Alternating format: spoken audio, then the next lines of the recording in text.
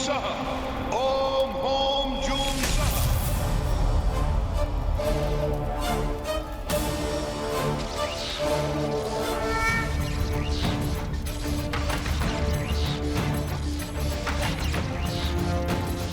अब इसे लेकर मैं शीघ्र ही मेरे प्रभु के पास जाऊंगा और तब प्रभु अविलंब वध कर देंगे इस राक्षस राज रावण का और इसके साथ ही अंत हो जाएगा इस पाप के साथ।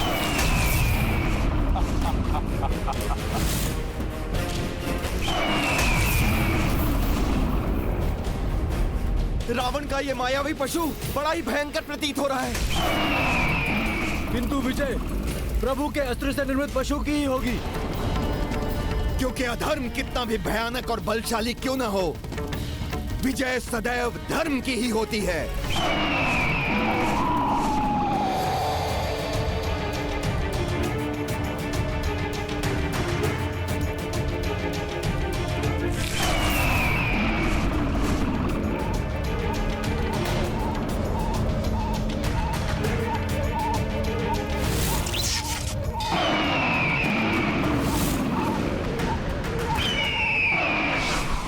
धर्म के मेघ छट गए।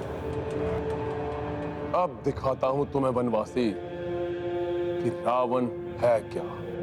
मुझे शीघ्र ही अपना कार्य संपन्न करके यहाँ से निकलना होगा।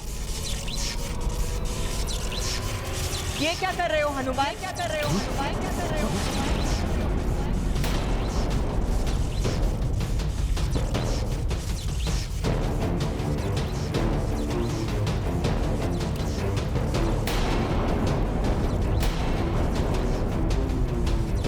तो अब तुम छल का भी आश्रय लेने लगे हनुमान। धर्म की दुहाई देने वाला हनुमान अब चोर कंध पे उतर आया है। क्या ये अधर्म नहीं है? अधर्म नहीं है।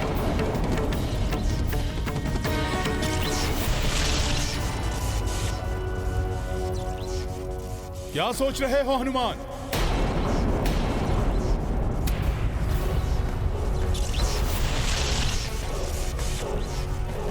जो तुम कर रहे हो वो उचित है क्या?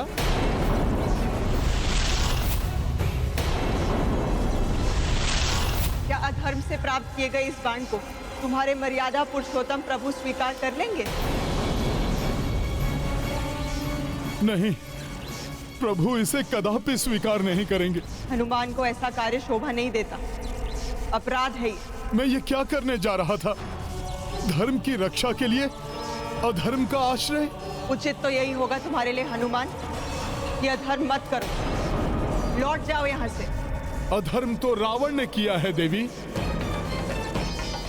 इस मृत्यु बाण को यमराज से छीनकर मैं तो न्याय कर रहा हूं। विधाता ने जो भाग्य में लिखा है उसे कोई भी परिवर्तित नहीं कर सकता। मैं भले ही चौर कर्म कर रहा हूं, किंतु ये धर्म की रक्षा के लिए है। मैं अपने किसी निजी स्वार्थ के लिए ये सब नहीं कर रहा हूं। अतः ये कदापि अधर्म नहीं है। तुम्हारे प्रयास व्यर्थ हो जाएंगे हनुमान। अधर्म का कलंक भी लग जाएगा तुम्हारे मस्तक पर। हनुमान तो असमंजस में फंस गए। इस दुविधा से निकलना होगा हनुमान को। यदि हनुमान रावण का मृत्यु बाण लेकर नहीं गए तो इस युद्ध का अंत कैसे हो पाएगा? प्रभु श्री राम के प्रयास विफल होते जाएंगे। नहीं, प्रभु श्री राम कदापि अधर्म का साथ नहीं देंगे। मुझे ये मृत्यु बाण यहीं छोड़ना होगा।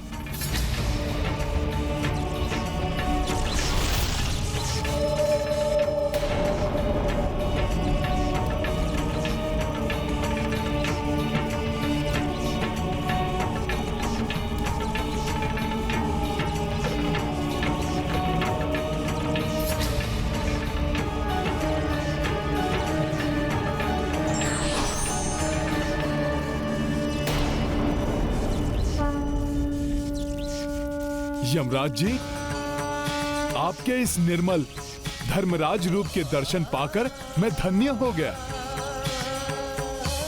मेरा प्रणाम स्वीकार करें।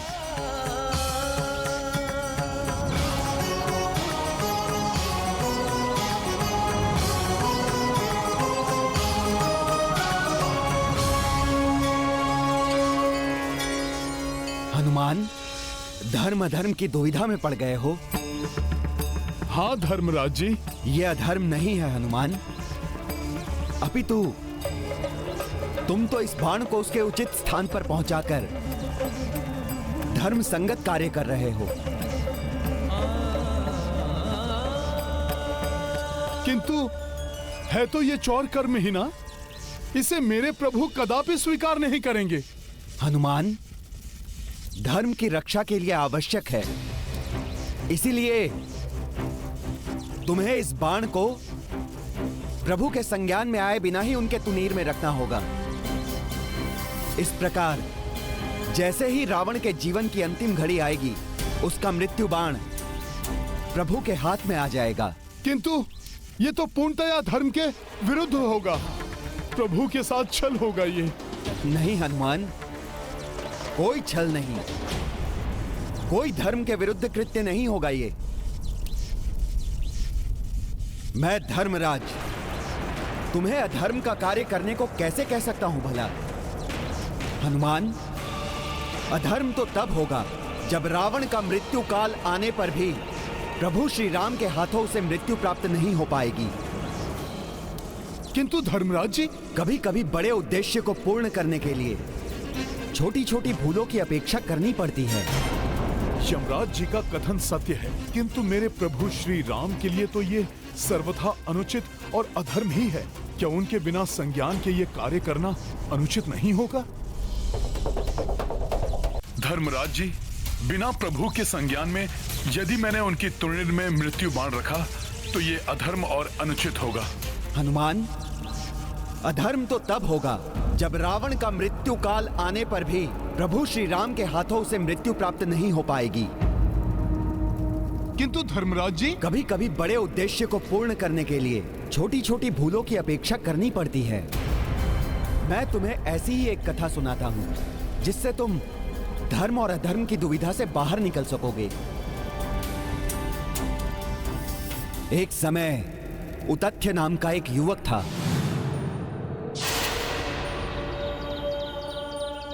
एक श्राप के कारण उसकी बुद्धि नष्ट हो चुकी थी और उसके परिजनों ने उसे मूर्ख कहते हुए घर से बाहर निकाल दिया था।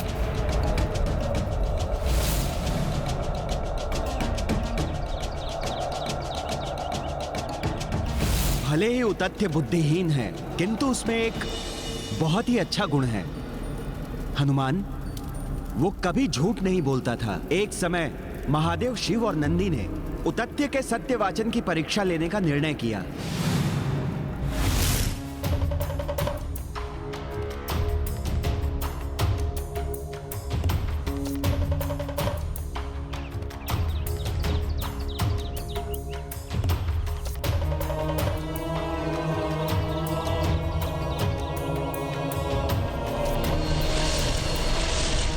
महादेव ने आखेटक का रूप धारण किया एवं नंदी हिंसक शूकर बन गए और शीघ्र ही आखेटक शिव अपना धनुष बाण लिए शूकर का पीछा करने लगे।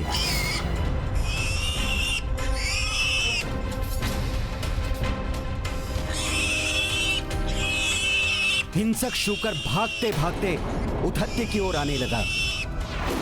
भय के मारे उतथ्य के मुख से अकस्मात ही देवी आदि शक्ति का प्रथम बीज मंत्र प्रस्फुटित हुआ।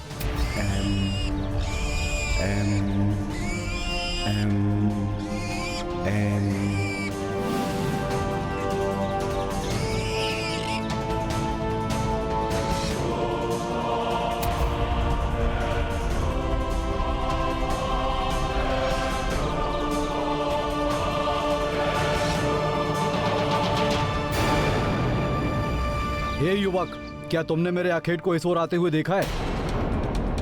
चुप क्यों हो? बताओ। उस शूकर को आखेट करके मैं अपने परिवार के लिए आज रात के भोजन का प्रबंध कर लूंगा। तुम्हें भी इसका पुण्य मिलेगा। बताओ, कहां छुप गया है वो शूकर?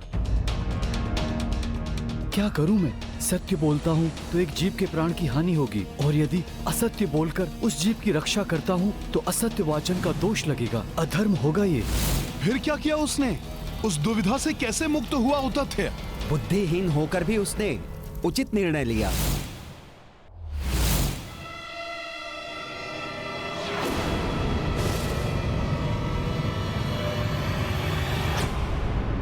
शूकर उस ओर गया है।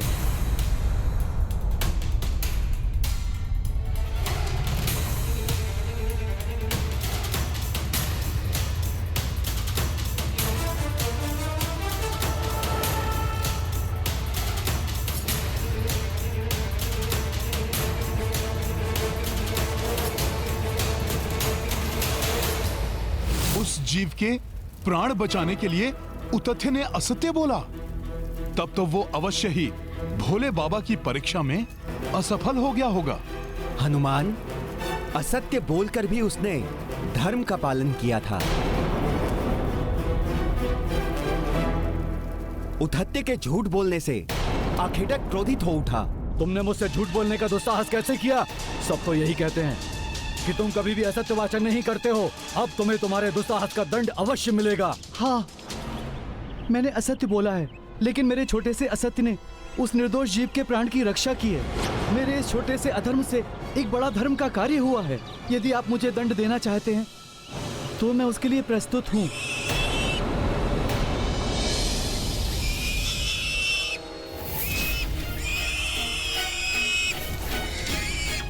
ये क्या?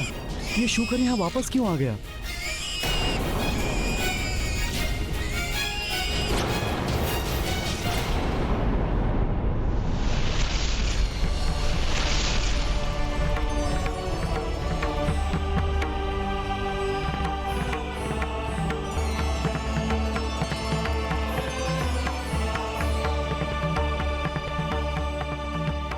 महादेव, महेश्वरी, नंदी जी, आप सबके दर्शन से इस मूर्ख उतत्ती का जीवन धन्य हो गया।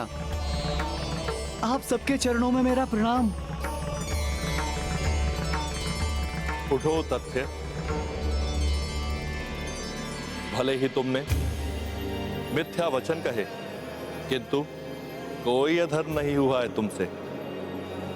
मेरी परीक्षा में सफल रहे तुम। मुझे दुविधा से उबारकर आपने मुझ पर बहुत बड़ा उपकार किया है प्रभु। तुम्हारा ये कृत्य संसार के समक्ष उदाहरण बनेगा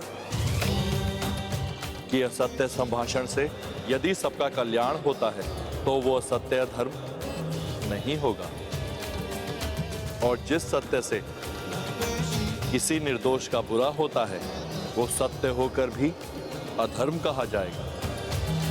तुमने अपने असत्य से एक जीव की रक्षा करके यह सिद्ध कर दिया है उद्धत्य कि बड़े उद्देश्य, बड़े कार्यों के लिए यदि छोटे नियम तोड़ना भी पड़े तो वो अधर्म नहीं कहलाते।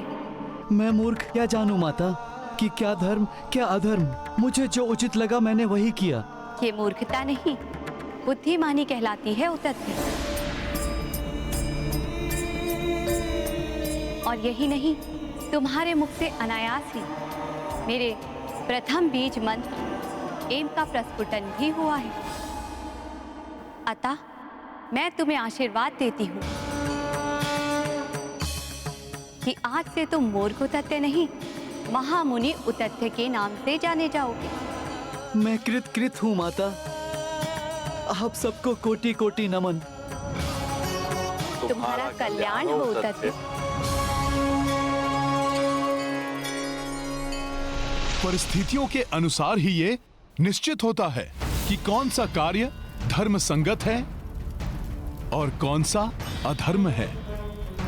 अर्थात इस धरती से अधर्म एवं पाप का बोझ उतारने के लिए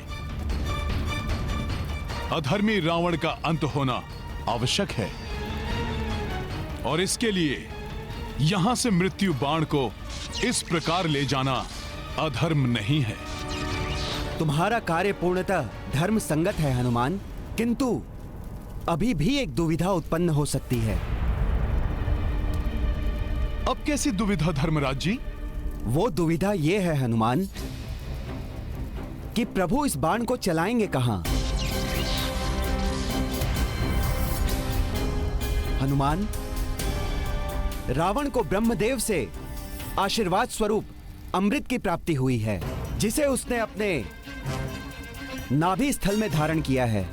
उसने नाभि स्थल को इसलिए चुना क्योंकि नाभि स्थल पर वार करना युद्ध के नियमों के विपरीत है। अतः मुझे संदेह है कि प्रभु युद्ध के नियमों के विरुद्ध ये कार्य कदापि नहीं करेंगे।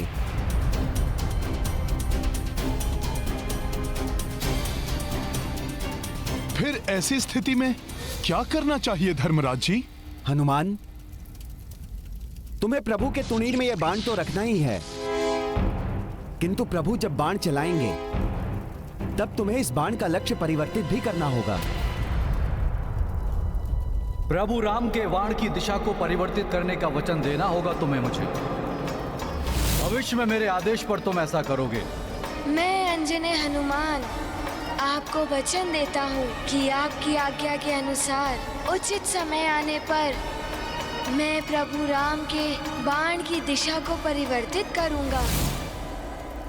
बाल्यावस्था में ऋषिवर अगस्त ने भी मुझसे यही वचन लिया था। ऋषिवर अगस्त को भी यह ज्ञात था कि ब्रह्मा जी से प्राप्त अमृत को रावण ने अपनी नाभि में छुपा कर रखा है। हनुमान, अब तो तुम्हारे मन में कोई संशय नहीं है ना? जब धर्मराज ने मुझे स्वयं इस संशय से निकाल लिया, ऋषिवर अगस्त ने भी मुझसे वचन लिया, तब कैसे मैं इतने महत्वपूर्ण कार्य को करने से पीछे हट सकता हूं?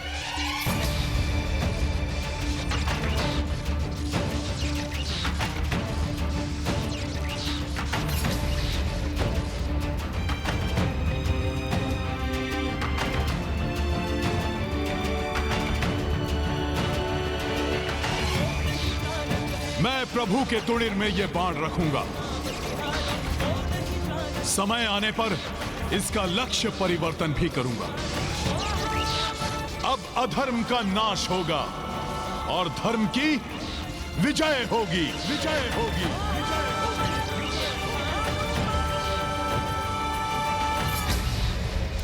मेरे प्रभु श्री राम की विजय हो। राम की विजय हो। राम की विजय हो।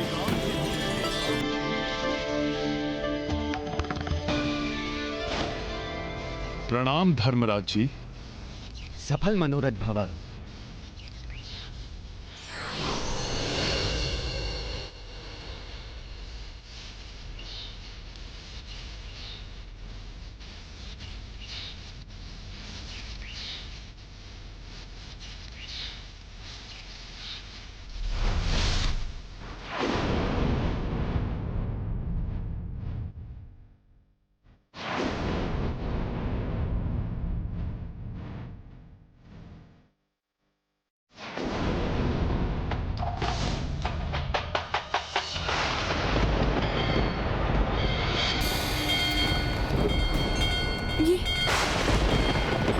ये क्या? ये अकस्मात क्या होने लगा? कहीं ये किसी बड़े अशुभ का संकेत तो नहीं है?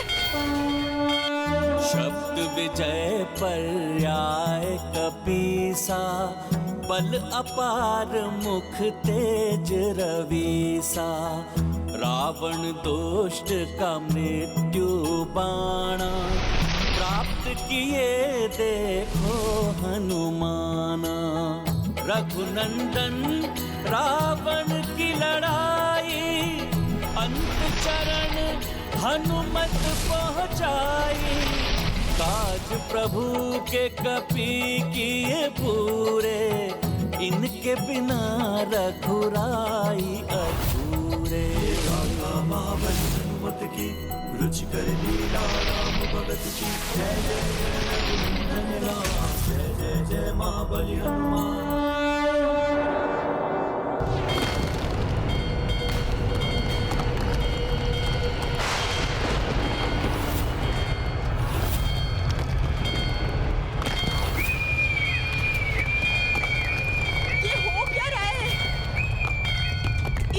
शकुन अकस्मात ही दिखाई देने लगे। कहीं कोई बड़ा अनर्थ तो नहीं? नहीं नहीं,